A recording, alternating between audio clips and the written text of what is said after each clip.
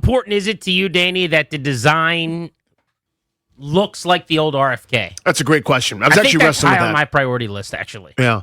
I'd like it to evoke it in some way, which, again, is very easy for me to say. I'm kind of waving my hand at it. Well, what does that mean, evoke it? Do you want a nondescript bowl? Do you want a stone sort of cookie-cutter stadium that was all the rage in the 60s and 70s when that thing was built? No, not exactly. So I'd like kind of that. What they do a lot of houses that on the shows my wife watches on HGTV. Outside, it's like, this is our, I can't remember all the words, our Cape Cod or our rustic this or that, and our Rambler, all the different words that they use, and the words like portcullis and pergola. They just use pergola like everyone knows what that is.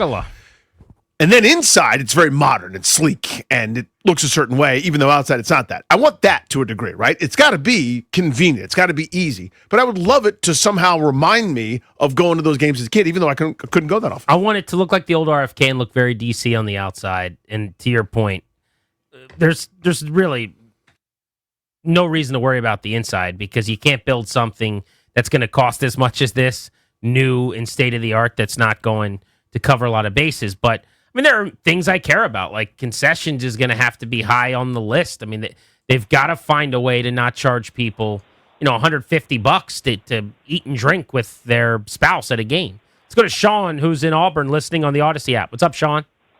Hey, guys, War Eagle. Hey, buddy.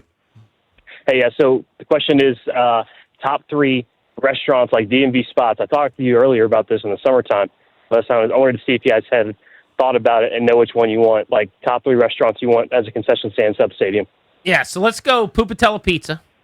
That would make good sense. Pupatella slices. That would make good sense. I think that would make some sense. Mm-hmm. Let's go with a wing spot that's local here. Is there a specific wing that you would want? That's so hard. I mean, the Patriots Pub in Fairfax, for example, is fantastic. But that, I don't know how well that would do. Cafe? Yeah, I don't know how well that would do. You say Hard Rock? Yeah, Hard Rock Cafe. Their wings are pretty good. Hard Times. Hard Times you're thinking of. Yeah. Hard Times. Hard Times. Hard Times would certainly. They had one of those at Nats Park, so they'd be in the game. Yeah, I like that idea. Something like that would be cool. I think the Italian store. Anything from the neighborhood, from the environment around here, where there's this sub place in the city right here that I love called Cornucopia. Like if Cornucopia had a spot where they had sandwiches at the new stadium, let's go. Like make it unique like Nats Park does. Like I love Bub and Pops, for example, but they're very Philadelphia, and they tell you they're Philadelphia, so it's like you can't. They don't get to come in. Yeah, you can't come in. They don't get to be in. You're not welcome. Like respectfully, I love you guys, but you're not welcome. I don't need as much as your boy loves chicken tenders and French fries. Yeah. I need a couple of those, they call it Grand Slam grill or whatever at a baseball game. It's home turf advantage grill or something. We need a couple of those. But yeah, let's do this right. My big concern though is you get to these new stadiums. How do you pay for everything? Yep. All of a sudden, you're spending $14 for your hot dog and $26 for your beer, and you get chicken tenders, French fries, and a souvenir Coke, and it's $51. Yeah. Like, no thanks. Aaron's in Maryland. What's up, Aaron? Hey, Grant, what's going on, Danny? Hey, I buddy. just wanted to say something about the RFK Stadium. I'm 30. I never experienced RFK, but growing up, I always experienced FedEx. At night games, seeing the light shining ahead, that was great when I was a kid in the early 2000s. But RFK still has like this meaning to me, even though I've never experienced. So if they make this new stadium with the RFK, they have to. Because like you said, it got its own entity. That's all I got. So you're saying it has to be in part of the name? You want RFK, the name of the place? Yeah, for sure. And to look like it. Yeah, I think that's going to be the demand that most people have. By the way, did we brush way fast through this guy saying War Eagle a couple calls ago? We never acknowledged that, like we're Paul Feinbaum or something. That was something. Calling from Auburn. Yeah, War Eagle. I know where he called from. Yeah. But, I mean, that was the first War Eagle we've ever gotten, I think. Is that our first one? Unless it was that guy who's done it before. Like, who's calling next? Someone from Alabama who's going to get upset about the War Eagle Roll guy? damn tide. Phyllis and Mulga. Let's go to Mike Calvert. What's up? How you doing, boys? Hey, buddy. Hey, I just wanted to present a logistical issue for the waterway.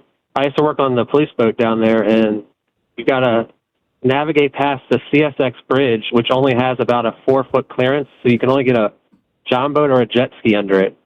And once you get down there, it's only about 2-foot water. by the banks. So is it still they gotta that way? figure out something.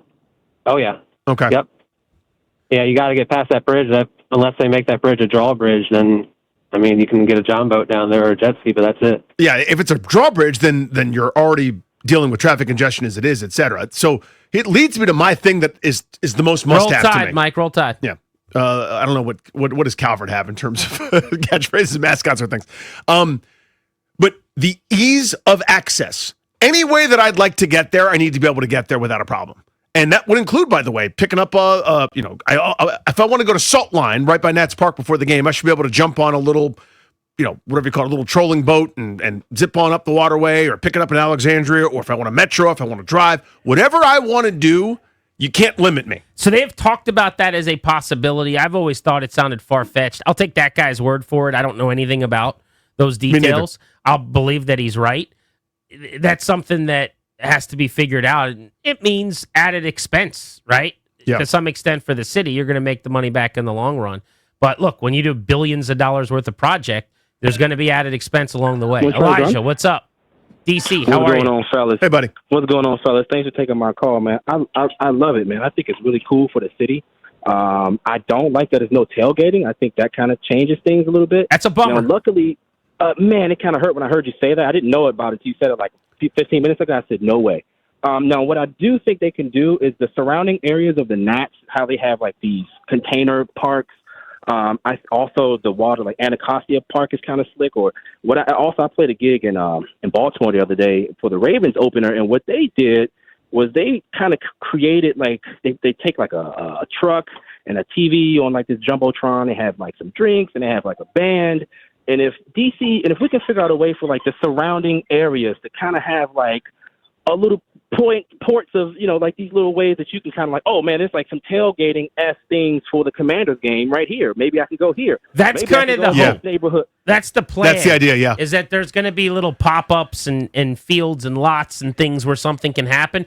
It's going to be mostly parking garage parking. You can't tailgate in a parking garage. And there's a limited number. We're talking a few thousand spots, period, as it is. So they're going to tell you there's going to be some tailgating. It's a very, very limited amount. Yeah. Real quick, we were in New Orleans, and you show your ticket almost a mile away from the stadium. You get on the grounds, and the whole place is a tailgate.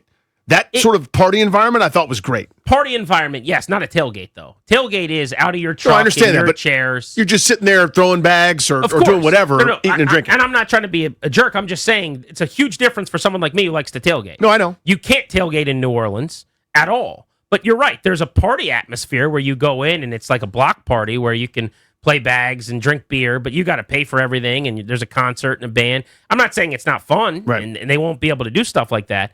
But what people have done at the bad stadium for a long time that they've gotten used to that they love, the one good thing about it is you bring your food and you sit there and you have a lot of space and huge parking lots, and you actually get to grill and cook and pregame and watch football on TV at your car and then do it after the game. And that's not going to be a thing at this new stadium. Mm-hmm. That's one of the drawbacks.